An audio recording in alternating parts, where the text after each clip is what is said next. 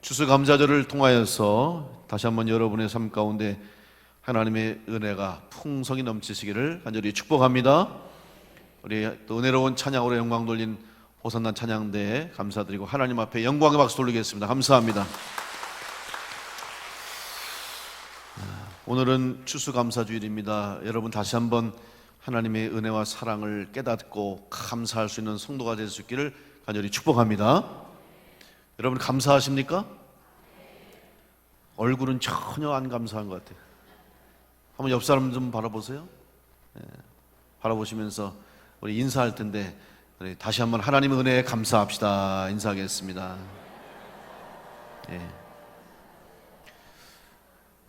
원래 주일은 감사가 넘치는 날입니다.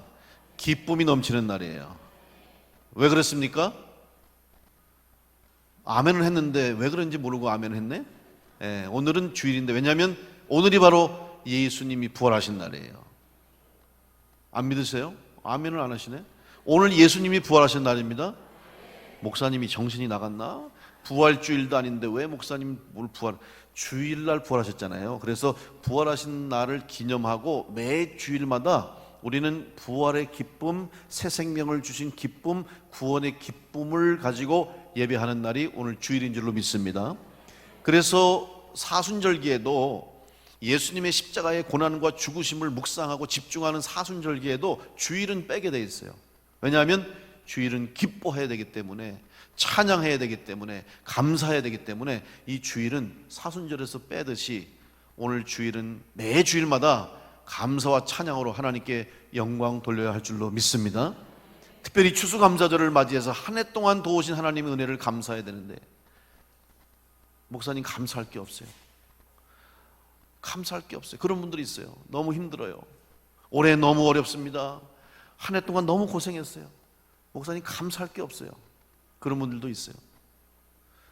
제가 종종 교회 우리 감리교 목사님들이나 또 초교파의 목사님들이나 회의나 여러 가지 세미나로 모여서 이 얘기를 대화를 할 때 보면 너무 힘들다고 그래요. 교회마다, 특별히 서울을 중심으로 한 이 대도시의 교회에서는 많이 힘들대요. 경제적으로 여러 가지 힘들고, 성도들이 그러니까 수입이 줄고 힘드니까 교회도 힘들다고 그러면서 한숨을 쉬고 힘들어하는 목사님들이 너무 많아요. 그러나 그럼에도 불구하고 우리는 하나님의 은혜, 때마다 시마다 도우시는 은혜, 채우시는 은혜를 생각하며 감사해야 할 줄로 믿습니다. 오늘 여러분 가운데 이 감사가 다시 한번 회복되기를 간절히 축복합니다. 추수감사절의 유래는 구약 성경 출애굽기로부터 시작이 됩니다. 수장절을 제정하셨습니다. 추수를 마치고 추수한 것을 창고에 저장하면서 하나님 앞에 감사의 제사를 드린 것입니다. 출애굽기 23장 16절 보면 맥주절을 지키라. 이는 내가 수고하여 밭에 뿌린 것의 첫 열매를 거둠이니라. 수장절을 지키라. 이는 내가 수고하여 이룬 것을 연말에 밭에서부터 거두어 저장함이니라. 여러분, 저장할 수 있는 게 얼마나 큰 축복이에요. 추수할 수 있는 것이 얼마나 큰 축복입니까? 초막절이라고도 하고 혹은 장막절이라고도 합니다. 그 이유가 뭐냐면 이스라엘 백성들이 출애굽해서 하나님이 광야에 40년 동안 그들을 인도하셨어요. 광야 생활하는 동안에 그들이 초막을 짓고 장막 속에 거했어요. 그 기간은 바로 하나님의 은혜가 넘치는 시간이었어요.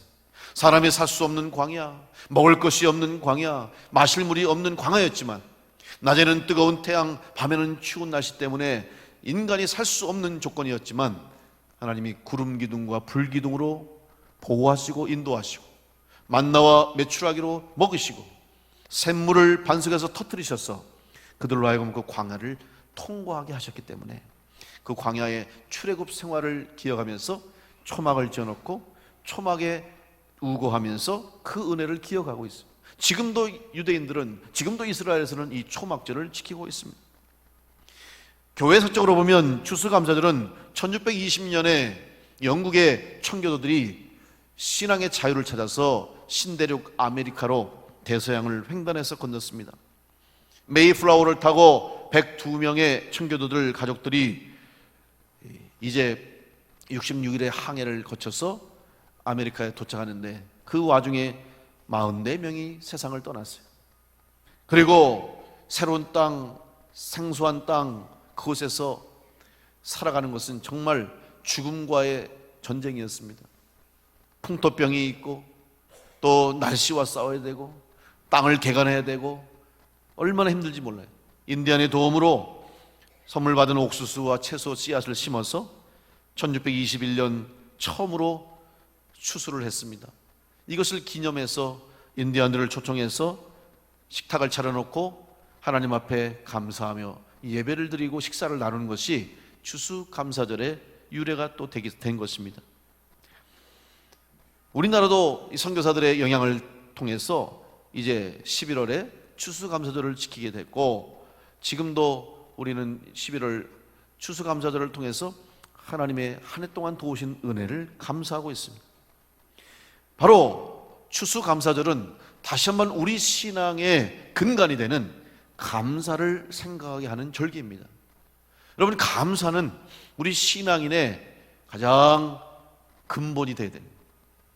감사하지 않는 사람은 예배할 수 없고, 예배하는 사람은 감사해야 예배할 수 있어요. 다시 말하면 감사하지 못하는 사람은 예배 드릴 수가 없어요. 감사하지 않는 사람은 예배하지 못합니다. 환경이나 상황이 중요한 것이 아니라 내 마음속에, 내 심령 속에 하나님의 은혜를 깨닫고 감사할 수 있는 사람이라면 어느 곳에서도 감사할 수 있고 어떤 환경에서도 감사할 수가 있는 것입니다. 감사는 하나님의 명령입니다. 하나님이 주신 우리에게 율법이 있어요. 오늘 내 얘기 말씀뿐만 아니라 신명기와 출애굽기도 보면 하나님이 많은 율법과 말씀을 주셨는데, 그 말씀의 중심이 뭐냐면 하나님께 감사하는 것입니다. 특별히 율법의 중심이 제사입니다. 제사를 드리고 하나님께 예배를 드리는 것이 율법의 중심인데, 그 예배와 제사는 하나님께 감사하는 것입니다. 감사가 뭐예요? 하나님 앞에 믿음으로 삶을 고백하고 신앙을 고백하는 거예요. 히브리어로 감사는 토다라는 말을 씁니다. 헬라어로 카리스라는 말, 은혜라는 말을 또 쓰죠. 이것은 다 결국 하나님의 은혜를 생각하고 마음속에 감사가 넘칠 때에 온전한 예배가 되는 것이고 온전한 희생의 제사를 드릴 수 있어요. 오늘 여러분의 심령 가운데 하나님의 은혜를 깨닫는, 또 하나님의 은혜를 기억하고 감사하는 성도가 되어서 여러분의 온전한 삶이 감사로 영광 돌리며 우리의 삶이 하나님이 기뻐하시는 감사의 삶이 될 수 있도록 하나님 앞에 이 감사를 잃지 않는 성도를 될 수 있기를 간절히 축원합니다. 그렇다면 이런 온전한 성도로서 믿음의 길, 신앙의 길을 가기 위해서 감사하는 성도가 되어야 되는데 어떻게 해야만 이 감사의 삶을 살 수 있을까? 오늘 추수감사절을 맞이하여서 다시 한번 우리 감사의 믿음의 삶을 사는 성도로서 우리 신앙을 다시 한번 하나님 앞에 감사하는 자로 살기 위해서 오늘 성경에서 우리에게 무엇을 요구하시는지 생각해 보려고 합니다. 첫째로, 감사하는 사람은 누구에게 감사할지를 알아야 됩니다. 감사의 대상이 누구인지 분명히 알아야 됩니다. 우리의 감사는 오직 하나님을 향한 감사인 줄로 믿습니다. 하나님께만 감사해야 할 줄 믿습니다. 우리는 이 자리에 모여서 감사하는 것은 사람에게 하는 감사가 아니에요. 하나님께 드리는 감사예요. 추수감사절은 신앙의 고백입니다. 하나님께 드리는 희생의 제사입니다. 구약시대에는 모든 제사는 반드시 희생이 뒤따랐습니다. 제물이 있어야 제사가 되는 것처럼 모든 사람들은 하나님 앞에 제물을 가지고 와서 드렸어요. 짐승을 가지고 왔어요. 소나 양이나 염소, 가난한 사람들은 새를 갖기도 해요. 비둘기를 가져오기도 하고, 또 곡식으로 제사를 드릴 때는 곡식을 갖고 오기도 하고, 이렇게 반드시 하나님께 드려질 제물이 있어야 제사를 드릴 수 있어요. 그 제물을 드림에 있어서는 감사의 마음으로 제물을 드렸어요. 뿐만 아니라 이 제사를 통하여서 그들은 하나님의 구원의 은혜에 감사해요. 소득을 주시고 추수할 때 한 해 동안 하나님이 좋은 일기를 주시고 식물을 자라게 하시고 열매 맺게 하신 것에 대해서 감사하며 또한 이 추수감사절을 지켰던 것이죠. 오늘 이 시대 여러분의 감사는 어떤 감사입니까? 우리가 하나님께 감사한다고 하는 것은 하나님이 주신 것을 생각할 수 있어야 돼요. 우리의 삶이 하나님의 은혜가 없으면 살 수 없다는 고백이 있어야 되는 것입니다. 그러기 위해서는 가장 먼저 여러분이 필요한 것은 하나님 앞으로 나오는 은혜가 있어야 되겠다 하는 것입니다. 그럼 하나님 앞으로 나온다는 말은 무엇입니까? 이것은 믿음으로 고백하는 건데 그 믿음이 뭡니까? 하나님이 창조주가 되시고 온 세상을 주관하시고 내 삶의 주인 되시고 우리 인생의 주인 되신다는 믿음의 고백이 있을 때 여러분 참 예배자가 될 줄로 믿습니다. 추수감사절을 지킨다는 것은 믿음으로 예배하는 자가 된다는 것을 의미합니다. 그러면 믿음으로 예배한다는 것은 하나님 앞으로 나와야 돼요. 이스라엘 백성들이 예배하기 위해서는 자기가 재물을 가지고 성전으로 왔어요. 성막으로 나왔어요. 나오지 않고는 예배할 수가 없어요. 대신해 줄 수 없어요.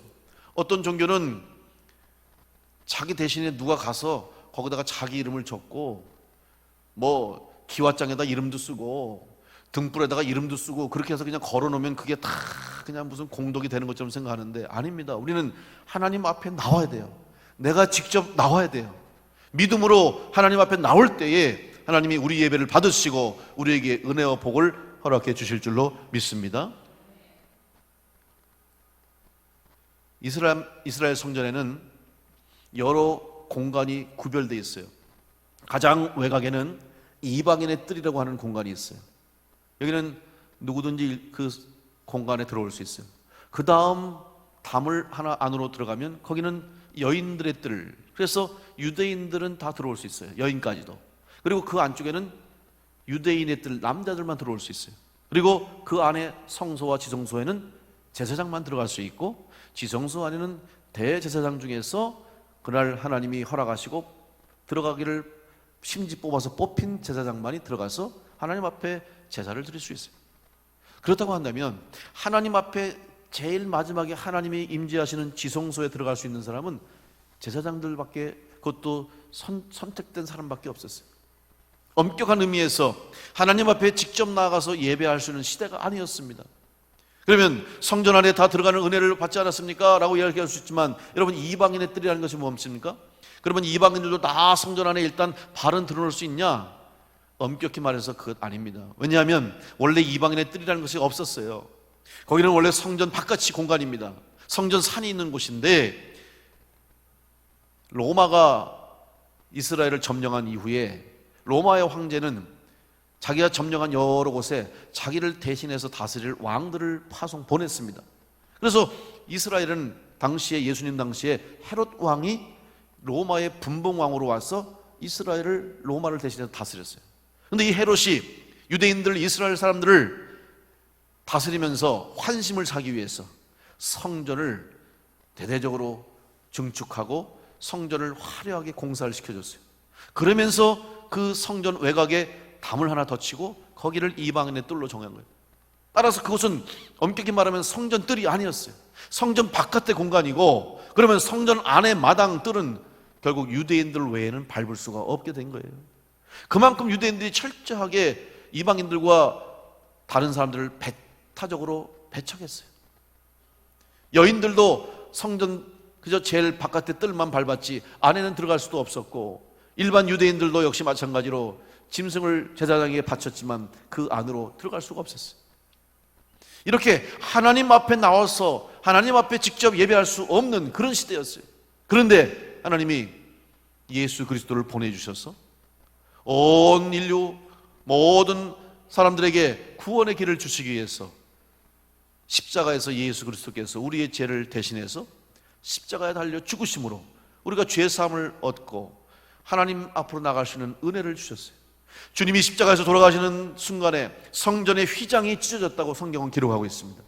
성전 휘장이 찢어졌다고 하는 것은 하나님 앞에 나가기 위해서 막혔던 담이 무너졌던 것을 의미하는 것이고, 이제 지성소와 성소 안에도 모든 사람들이 예수님의 피의 공로 대속의 은혜를 통하여서 예수의 이름으로 구원받은 성도는 누구든지 하나님 앞에 나와 예배할 수 있고 하나님 앞에 나와 기도할 수 있는 은혜를 얻게 된 것입니다.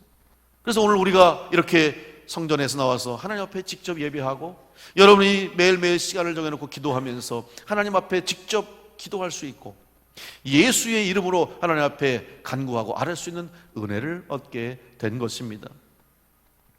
따라서 예배하는 자가 되고 감사하는 자가 되기 위해서는 하나님 앞에 나와야 할 줄로 믿습니다. 하나님 앞에 나와 예배하는 자가 진정한 감사로 예배할 수 있음을 의미하는 것입니다. 출애굽기 23장 17절 말씀에 절기를 설명하면서 이렇게 말합니다. 내 모든 남자는 매년 3번씩 주 여호와께 보일지니라. 주 여호와께 보일지니라. 여러분, 그 당시에 남자만이 결국은 성전 안에 들어갈 수 있다는 걸 의미하는 것이죠. 근데 이제는 이 말이 아니에요. 이제는 누구든지 모든 구원받은 성도는 하나님 앞에 나올 수 있다 하는 말입니다. 이 은혜가 오늘 우리에게 주어졌음을, 여러분에게 주어졌음을 믿으시고 하나님 앞에 나오기를 소홀하게 생각하지 마시고, 하나님 앞에 나오기를 게으르게 생각하지 마시고, 기쁨으로, 감사함으로, 감격함으로 나와 예배하는, 감사함으로 제사하는 성도를 될 수 있기를 간절히 축복합니다.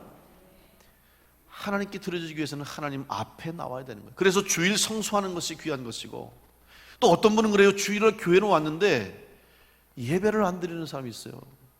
우리 교회는 그런 사람이 없는 것 같은데, 여러분, 아니 교회 왔는데 왜 예배 안 들어? 교회 왔는데 일하느라고 바빠서, 식당에서 밥하느라고, 교회 학교 교사하느라고 예배를 안 드린대. 이건 큰일 날 소리예요. 여러분, 반드시 하나님 앞에 예배하고 나머지 시간에 봉사해야 할 줄 믿습니다. 우리 교회는 그런 성도가 없기를 바랍니다. 아무리 여러분이 맡은 일이 중요하고 여러분이 하실 일이 바빠도 예배하고 봉사하고 예배하고 헌신할 수 있기를 간절히 바랍니다. 예배하는 일이 우선돼야 돼요. 그러기 위해서는 하나님 앞에 나와야 되는 것입니다. 두 번째는, 그러면 이렇게 하나님 앞에 감사하고 하나님 앞에 예배하는 자가 되는데, 그럼 어떻게 감사해야 할 것인가를 생각하지 않을 수 없습니다. 감사는 신앙의 고백입니다. 근데 이 감사는 정해진 시간에, 아니면 내 상황 속에 감사할 조건들이 생기고 감사할 일들이 생기고 감사할 수 있는 많은 때에만 감사한다면 그 신앙은 불완전한 신앙이고, 그 감사는 온전한 감사가 아닙니다. 성경의 말씀에 범사에 감사라 그랬죠. 범사에 감사라. 여러분, 모든 일에 감사하는 거 쉬운 일입니까? 어려운 일이죠. 어떻게 모든 일에 감사합니까? 그런데 하나님은 그렇게 하기를 원하세요. 이게 무슨 말입니까? 바로 우리의 마음이 하나님을 향한 마음이 되고, 우리의 삶 가운데 하나님의 은혜를, 또 하나님의 사랑을 생각하는 자가 되면 모든 것을 감사할 수 있어요. 목사님, 어려운 일이 많은데 어떻게 감사해요? 힘든 일이 많은데 어떻게 감사해요? 웃을 일보다 울 일이 많은데 어떻게 감사해요? 그렇죠. 그럴 때가 얼마나 많습니까? 그런데 여러분, 그런 상황 속에서도 감사하는 자가, 진정으로 감사하는 자가 돼요. 우리는 생각합니다. 없는 것, 부족한 것, 아직 채워지지 않은 것, 아직 이루어지지 않은 것, 아직 내가 기대하는 것이, 원하는 것이 이루어지지 않았을 때 그것만 바라보고 감사하지 못할 때가 얼마나 많습니까? 근데 한번 반대로 생각해 보세요. 어려운 환경 속에서도, 힘든 고난과 고통의 순간에도 주신 것을 생각하고 누리는 것을 생각하고 나에게 허락하신 것을 생각하면 우리는 어떠한 상황 환경 속에서도 감사해야 할 줄로 믿습니다. 오늘 여러분 정말 감사할 게 있습니까? 오늘 한번 추수감사절을 맞아서 이따가 한번 집에 가서 주무시기 전에 내가 무엇을 감사할 수 있을까 한번 생각해 보세요. 여기 이 자리에 오신 분들, 이미 여러분은 감사할 조건이 생겼는데, 내가 걸어서 하나님 앞에 나와 예배할 수 있는 것 감사하시기 바랍니다. 지금 여러분을 얼마나 부러워하는 사람들이 많은지 아세요? 제가 병원에 신방 갈 때마다, 목사님 다른 거 원치 않고 그냥 내가 태어나서 내가 내 발로 걸어서 예배당 가고 싶어요. 그 소원밖에 없는 분들이 너무 많아요. 근데 여러분이 이미 그 소원을 이뤘어요. 예배하고 싶어도 예배할 수 없는 사람들이 지금 얼마나 많은지 몰라요. 북한의 저 북쪽 땅에 지금도 숨어서 정말 소리도 못 내요. 그냥 조금 기도하면서 하나님 예배할 날을 주시고, 교회 가서 마음 놓고 찬양할 수 있는 시간 주시고, 하나님 마음 놓고 기도할 수 있도록 빨리 그날 오게 해달라고 지금 목숨 걸고 기도하는 지하교회 성도들이 북한에도 있어요. 그 사람들의 소원은 다른 거 없어. 그냥 마음 놓고 예배하기를 원하는 거예요. 여러분은 이미 그 소원을 이룬 줄로 믿습니다. 여러분은 구원받았어요. 따라서 오늘 어떠한 상황 환경이 우리 가운데 있다 할지라도 구원받은 성도로 하나님 앞에 예배할 수 있게 된 것을 감사함으로 여기시고 감사의 제사를 드릴 수 있기를 간절히 축복합니다.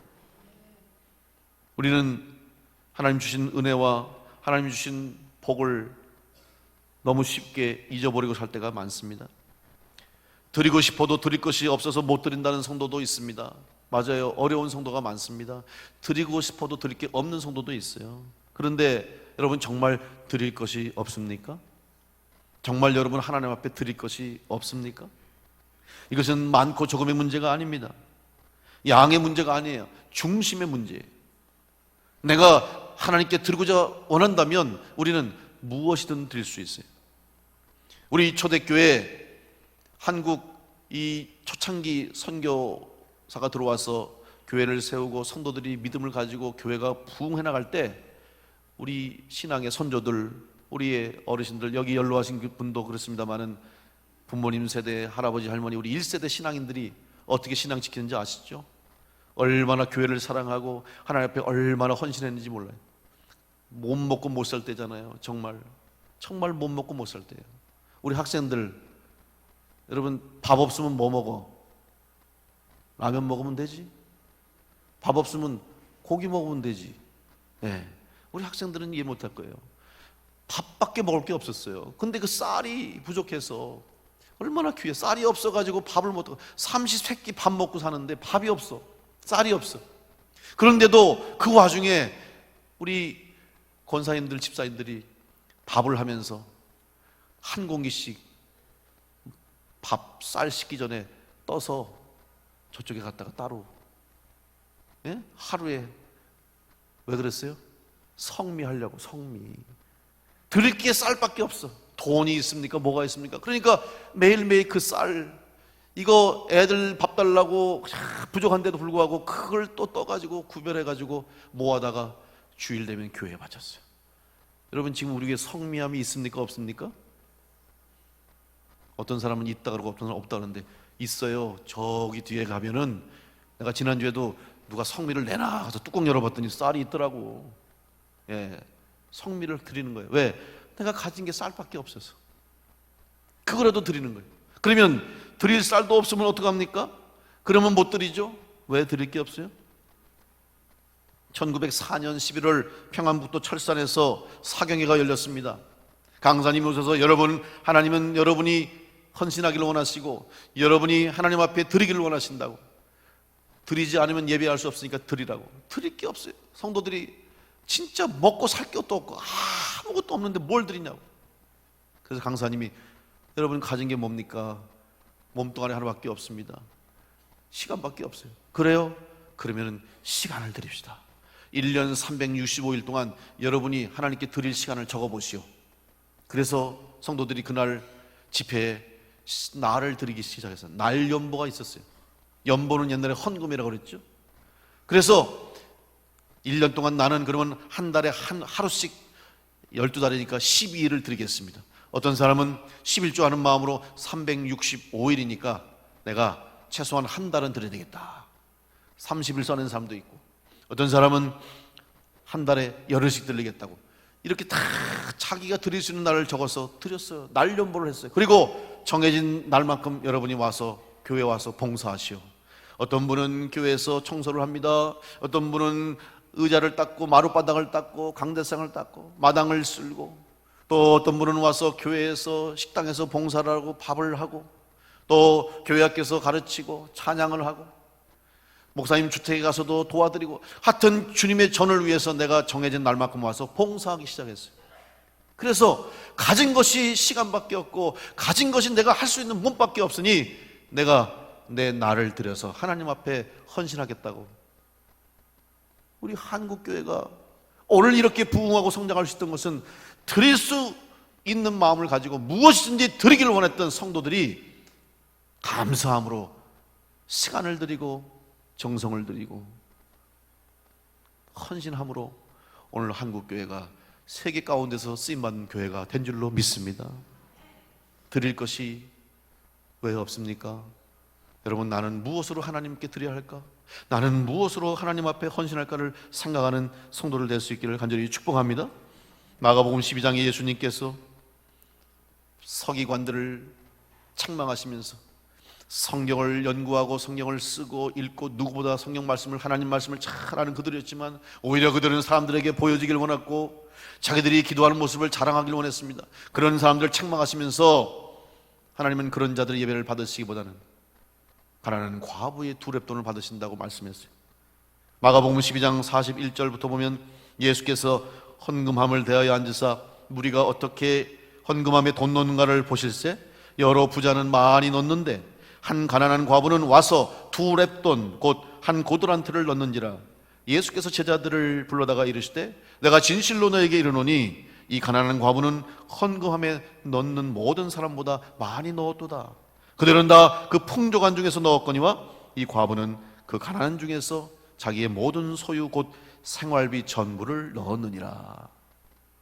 비록 그 여인 사회에서도 공동체에서도 소외되고 무시하고 멸시 천대받던 그 가난한 과부였지만 자기가 가진 2렙돈, 그 보잘것없는 그 작은 동전, 그것이 자기의 전부였기 때문에 그 여인은 그걸 드렸어요. 그 돈의 가치는 너무 미약해요. 보잘것없어요. 부자는 더 많은 돈을 넣었지만 주님께서는 이 여인은 자기의 가진 모든 것을 드렸기에 저 여인이 칭찬받을 만하다고 말씀하신 거예요. 하나님은 우리의 마음의 중심을 보시는 거예요. 하나님이 보시는 것은 얼마를 드렸나가 중요한 것이 아니라 이 예물을 어떻게 드렸느냐가 중요하다는 사실이죠. 오늘 여러분이 하나님 앞에 헌신하고 주님 앞에 봉사하고 충성할 때도 마찬가지예요. 얼마나 큰 일을 이루었는지, 얼마나 많은 일들을 해냈는지가 중요한 것이 아니라 어떤 마음으로 하나님 앞에 헌신했는가를 주님은 보고 계십니다. 여러분 11조 생활, 11조 헌금 하십니까? 11조 생활을 얘기해요. 그러면 어떤 분이 그래요? 목사님 왜 돈 얘기하냐고. 제가 언제 돈 얘기했어요? 11조 생활 헌금 얘기했지. 여러분 헌금은 돈이 아닙니다. 헌금은 우리의 믿음의 고백인 줄로 믿습니다. 11조는 하나님이 우리에게 주신 소득이, 나의 주신 모든 하나님의 복이 하나님이 주신 거라는 믿음의 고백을 가지고 드리는 것이 11조예요. 상징적으로 10분의 1을 드리라고 성경 말씀에 기록돼서 순종하는 거예요. 그런데 이 11조 예물을 드릴 때 어떤 마음으로 드립니까? 감사함으로. 하나님 이렇게 11조 드리게 돼서 감사해요. 이렇게 하나님 앞에 11조를 바치게 해서 너무 감사해요. 감사하는 마음, 감격하는 마음으로 하나님 다음에는 더 많은 11조를 드리기 원합니다. 이런 마음으로 드려보세요. 하나님 여러분의 삶을 기억하시고 여러분의 믿음을 기억하시고 복 주실 줄로 믿습니다. 여러분 11조가 많아지면 어떻게 되는 거예요? 수입이 많아지는 거잖아요. 여러분 많은 11조 드리시길 바랍니다. 아멘이 영천찮아요. 그럼 부자 되기 싫은가 봐. 어떤 분은 11조 많이 드리세요 그러면 또 헌금 얘기한다고. 복을 발로 차고 앉았지. 11조 많이 드리려면 여러분 돈 많이 벌으라는 얘기인데, 근데 중요한 건요 돈을 드리는 게 아니에요. 우리 교회에서 신천 집사, 신천 권사, 장로 이렇게 임원들을 새롭게 선출하고 또 천거할 때 여러 가지 기준들을 보는데 그중에서 헌금 생활을 봐요. 그럼 어떤 분은 그걸 못마땅하게 생각하는 사람도 있어. 왜 교회에서 돈을 얼마나 내냐 보냐, 그렇게 말하는 사람 자체가 잘못된 거예요. 여러분 헌금은 우리의 신앙의 모습입니다. 하나님 앞에 그 사람이 어떤 믿음의 생활을 하느냐를 보는 거예요. 얼마를 했냐 보는 게 아니에요. 여러분 11조 많이 하는 사람을 보는 게 아니라 얼마나 정성되게 하나님 앞에 믿음의 신앙의 고백을 하고 있느냐, 이걸 보는 거지. 여러분 감사하면 여러분 뭐 하세요? 주일날 예배하면서 감사할 일이 생기면 감사헌금 하잖아. 그러면 그게 뭐예요? 하나님 향한 감사의 마음의 고백이니까 그걸 보면서 아, 저분이 이렇게 감사하는구나 알 수 있잖아요. 그걸 보면서 얼마 했나 이게 중요한 게 아니고, 마찬가지예요. 하나님 앞에 오늘 우리가 과연 중심이 하나님을 향한 진정한 감사가 있느냐, 주님은 이거를 보시는 줄로 믿습니다. 여러분 바라기는 11조 생활 다 할 수 있기를 간절히 바랍니다. 혹시 11조 하는 게 도저히 내가 용납이 안 되고 나 11조 하는 게 너무 아깝고 11조 하려면 내가 병날 것 같다 그러면 하지 마세요. 그런 11조 하나님 안 받으셔. 정말 하나님 이 11조는 나에게 주신 것 하나님의 것이기에 내가 그 중에서 10분의 1을 하나님 떼어서 드립니다. 하나님 주셨으니 감사합니다. 하나님 때문에 삽니다. 이런 믿음으로 드려야 그것을 받으시지, 덜덜덜덜덜 떨면서 아 이걸 또 해야 되나. 여러분 하나님이 다 보고 계세요. 사람에게 드리는 게 아니에요. 누구 보라고 하는 거 아니에요. 하나님 앞에 드리는 예물되고 하나님 앞에 드리는 감사가 되기를 간절히 축복합니다. 우리 학생들도 오늘 여기 왔는데 여러분, 우리 학생들 11조 많이 드리는 학생 되기를 바랍니다. 아무 생각이 없냐? 지금 드리라는 게 아니라 지금도 드려. 용돈 1,000원 받으면 얼마 드려야 돼? 용돈 10,000원 받으면, 10만 원 받으면, 알긴 잘 알지. 자, 그러면 11조 하는 친구 손 들어보세요. 다 하면서도 안 드는 친구도 있고, 그리고 안 하면은 지금부터 해야 돼요, 여러분. 학생 때부터. 작은 돈이지만 지금부터 11조에, 여러분 11조 하면 하나님이 복 주실 줄로 믿습니다. 복은 하나님이 주시는 거예요. 복 받을 일을 해야 복을 받지. 그런데 아까 얘기한 것처럼 돈을 들여서 복 받는 게 아니에요. 하나님 앞에 돈을 들였기 때문에 복 주시는 게 아니라 믿음으로 고백했기 때문에, 믿음으로 신앙으로 하나님 앞에 제사하고 예배했기 때문에 하나님이 기쁘게 받으시고 더 큰 은혜와 복을 허락해 주신 줄로 믿습니다. 오늘 추수감사절 여러분, 나는 무엇을 바칠 수 있을까? 나는 무엇으로 하나님 앞에 감사할 수 있을까? 나는 어떻게 하나님 앞에 감사할 수 있을까를 생각하면서 여러분 삶 가운데 감사가 넘치시기를 간절히 축복합니다. 신명기 16장 13절로 17절 말씀에 너희 타작마당과 포도주 틀에 소출을 거두어 드린 후에 이래 동안 초막절을 지킬 것이요 절기를 지킬 때에는 너와 내 자녀와 노비와 내 성중에 거주하는 레위인과 객과 고아와 과부가 함께 즐거워하라 그랬어요. 그럼 무슨 말입니까? 교회가 어떤 곳인지를 말씀해 주는 거예요. 교회는 세상 속에서 소금과 빛이 되어야 할 줄로 믿습니다. 예수님이 여러분에게 너희는 세상의 소금이라고, 너희는 세상의 빛이라고 말씀해 주셨어요. 소금은 녹아야 맛을 냅니다. 빛은 나를 희생해서 빛을 내야 됩니다. 교회는 세상 가운데 희생하는 존재예요. 성도는 여러분의 희생 제사를 통해서 이 세상에 생명의 복음을 전하는 것이에요.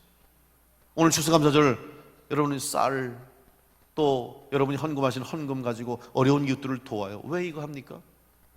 이게 교회가 할 일이에요. 이게 우리 그리스도인이 해야 할 일이에요.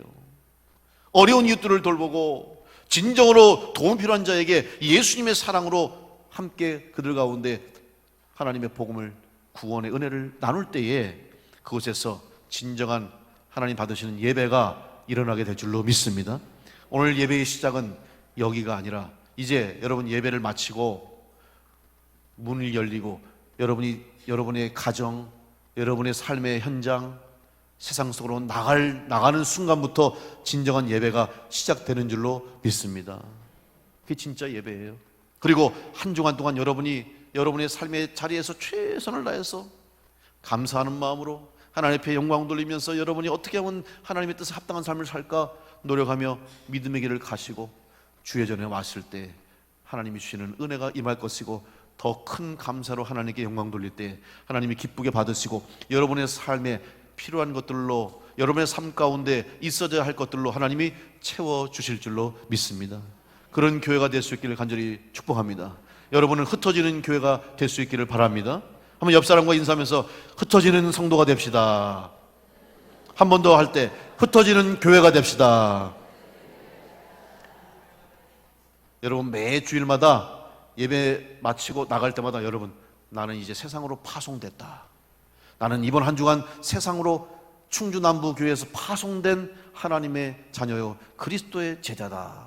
내가 곧 성전이다라고 생각하시고 여러분을 통해서 구원의 은혜가, 또 믿지 않는 자들에게 구원의 복음의 새 생명의 소식이 전해질 수 있도록 여러분 하나님 주신 은혜 가운데 감사함으로 사명 잘 감당해서 우리 하나님 앞에 영광 돌리고 칭찬받고 하나님이 주시는 은혜와 복을 누릴 수 있는 복된 성도들이 다 될 수 있기를 간절히 축원합니다.